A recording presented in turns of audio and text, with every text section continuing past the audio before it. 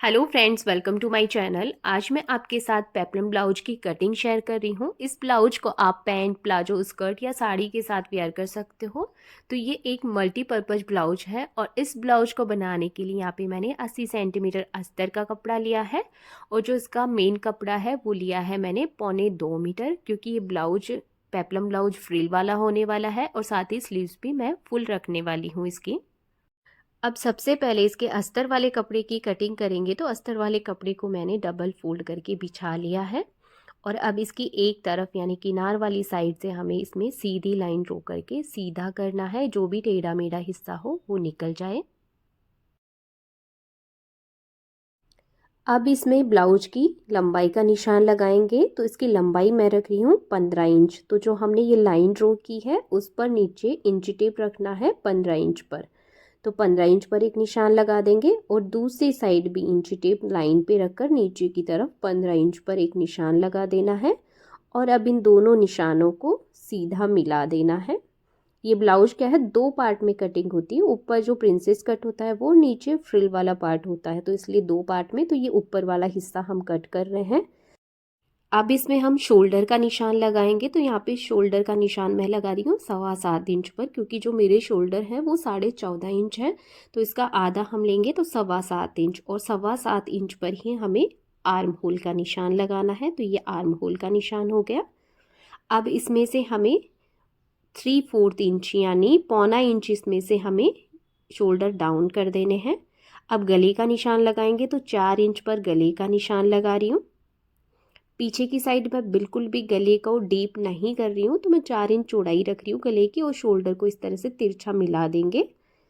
अब इसके बाद बारी आती है बस्ट साइज की। तो बस्ट साइज है 34 इंच। तो 34 का हमें चौथाई लेना है, तो आता है 8.5 इंच। तो 8.5 इंच पर एक निशान लगा देंगे और 1.5 इंच सिलाई के लिए एक्स्ट्रा मार्जिन रखेंगे। और अब इसके आर्म होल को इस तरह से हल्की सी गोलाई देते हुए शेप देनी है।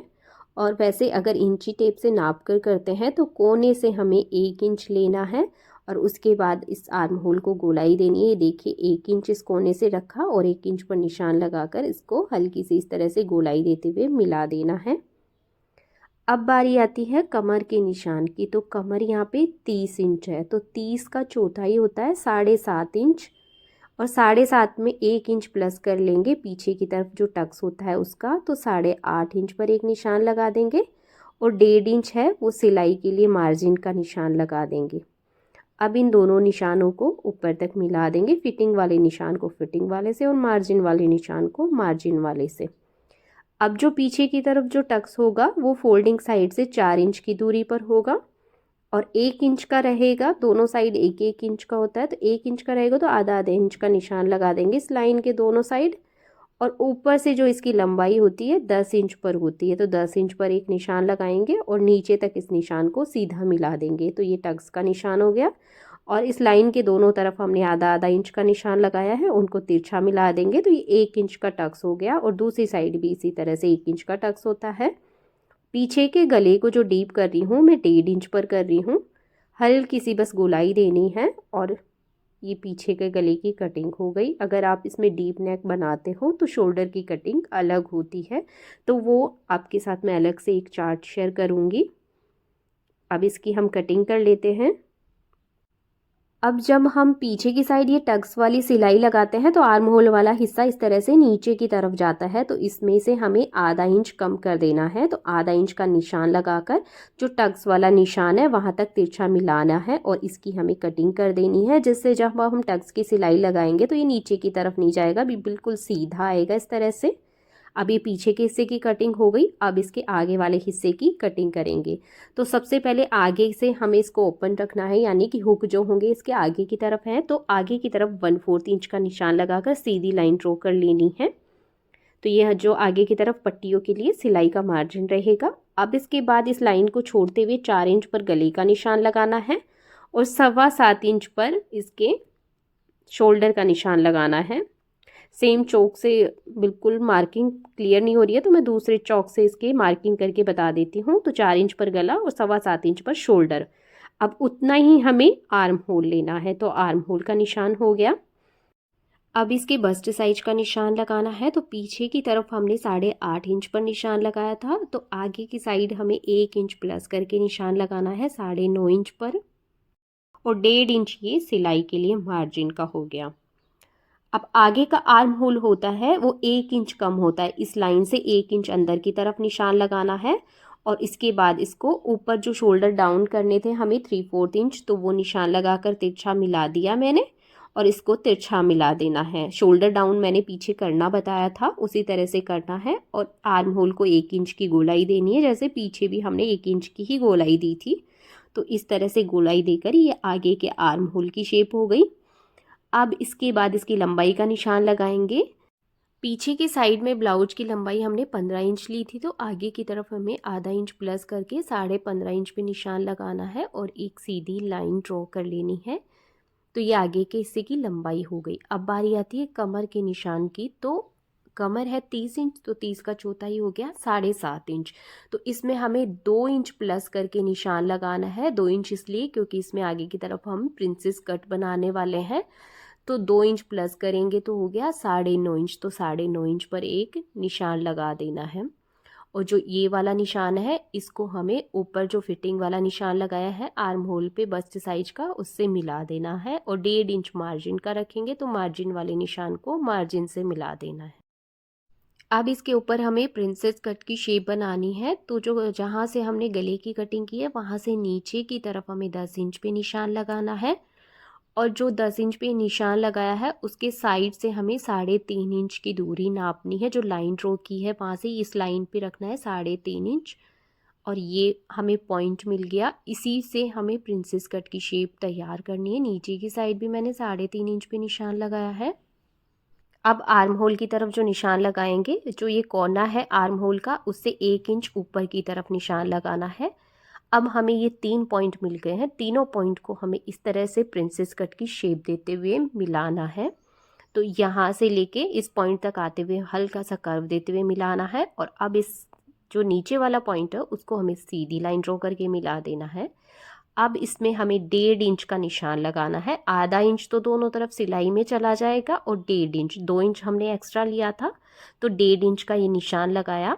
और इसको हल्का सा इस तरह से कर्व देते हुए मिला देना है। तो ये प्रिंसेस कट की शेप तैयार हो गई। अब जब हम प्रिंसेस कट ब्लाउज के बीच वाले हिस्से की इसकी सिलाई करते हैं तो छोटा बड़ा हो जाता है। तो ये कर्व वाला हिस्सा होता है ये लंबा होता है, और इस साइड वाला थोड़ा छोटा रह जाता है, ½ इंच का फ़र्क है। तो ½ इंच नीचे की तरफ हम इसमें निशान लगाएंगे, और बीच वाले हिस्से की जब हम इस तरह से सिलाई लगाएंगे तो ये आर्म होल वाला हिस्सा है जो नीचे की तरफ जा रहा है, तो उसमें से हम ½ इंच का निशान लगाकर इस तरह से जो हमने निशान लगाया है नीचे की तरफ उससे तिरछा मिला देंगे। दोनों निशानों को हमें इस तरह से तिरछा मिला देना है। और जिस साइड से इसका ओपन वाला हिस्सा हुक वाला हिस्सा रहेगा उस तरफ भी इस लाइन को हमें तिरछा मिला देना है। इस तरह से लेकर बस ये जो कोना है वो निकाल के रखना है, जिससे इसकी शेप बिल्कुल सही आएगी, छोटा बड़ा बिल्कुल भी नहीं रहेगा। और अब इसकी हम कटिंग कर लेते हैं।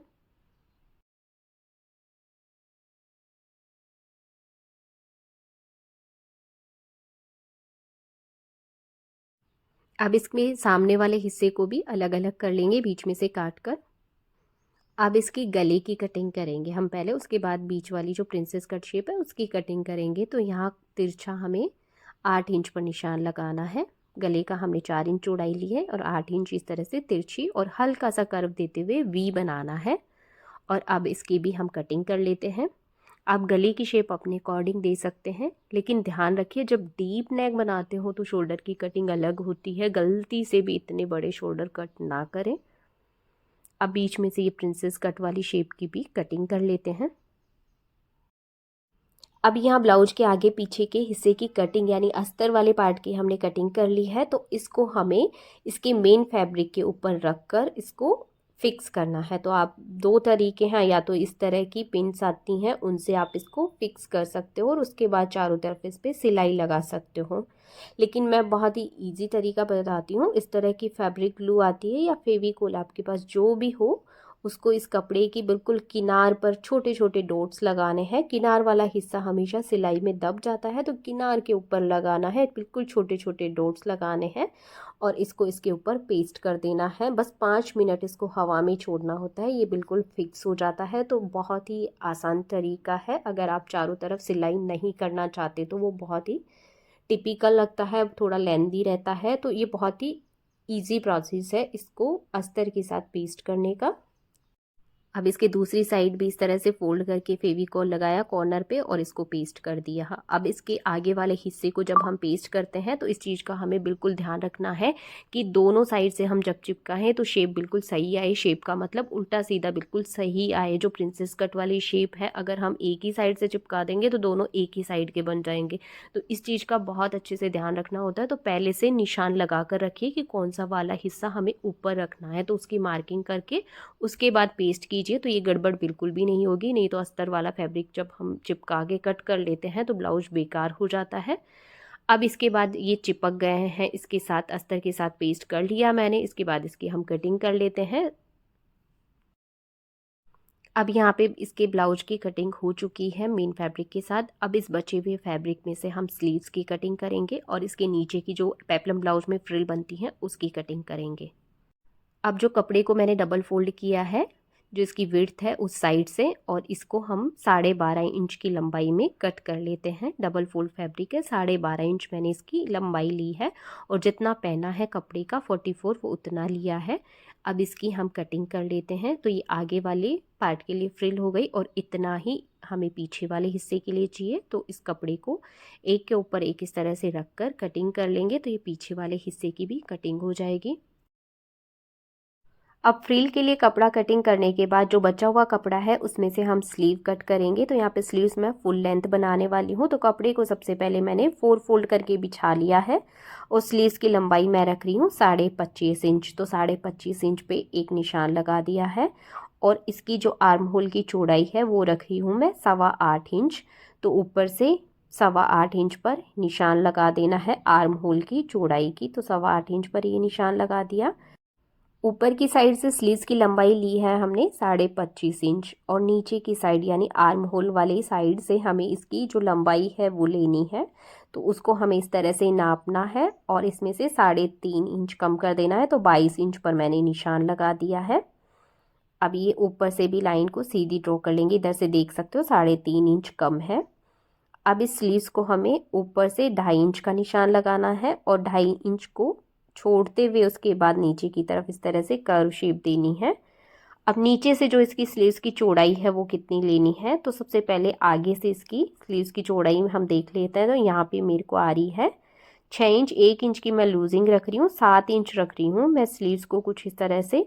तो इसमें 7 इंच का आधा होता है 3.5 इंच और मैं 1.5 इंच एक्स्ट्रा यानी 5 इंच पर निशान लगा रही हूँ। जितनी भी आप स्लीव्स की चौड़ाई रखना चाहते हो उसमें 1.5 इंच प्लस करके निशान लगाएं स्लीव्स की आगे से चौड़ाई का। क्योंकि अगर हम फिटिंग वाली स्लीव्स बनाते हैं आगे की तरफ तो हुक लगाते हैं, तो हुक लगाने के लिए हमें अंदर फोल्ड करने के लिए कपड़ा चाहिए होता है। तो मैं 1.5 इंच कपड़ा उसके लिए एक्स्ट्रा लेके रखा है मैंने।